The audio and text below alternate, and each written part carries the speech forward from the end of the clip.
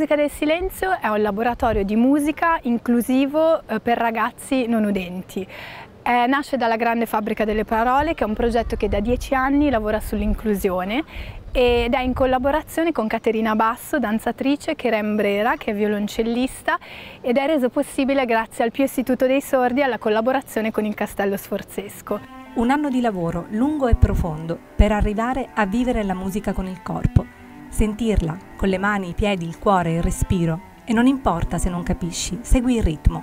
La frase dell'artista Maria Lai, scritta sulla porta della Grande Fabbrica delle Parole, all'inizio del laboratorio La musica del silenzio viene ripetuta, così da accompagnare i ragazzi nel percorso, dall'inizio alla fine. E quel ritmo si trova, comune a tutti, ragazzi udenti e non udenti, e fra questi alcuni che parlano la lingua dei segni e altri che non la usano, tutti insieme, sincronizzati e liberi. La musica per non udenti sembra una cosa impossibile e invece non lo è. Il laboratorio nasce per dimostrare che l'inclusione è possibile a qualsiasi livello.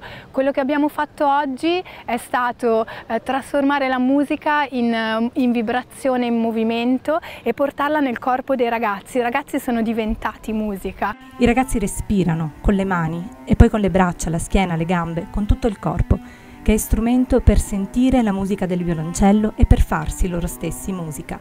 E accanto al movimento ci sono le parole, scritte sui quaderni e poi appese di fianco a quelle di tutti gli altri, su un filo rosso che avvicina e porta anche lontano, dove forse non immaginavi di arrivare. Perché se un ragazzo non udente può scrivere la musica per me e il suono del violoncello che non avevo mai sentito prima, o la musica si rispecchia nei miei movimenti, sembra di volare come un'aquila, allora davvero tutto appare possibile. La musica del silenzio dimostra che i muri si possono abbattere, anche quelli che sembrano insormontabili, e che a volte invece di abbatterli ci si può semplicemente volare sopra.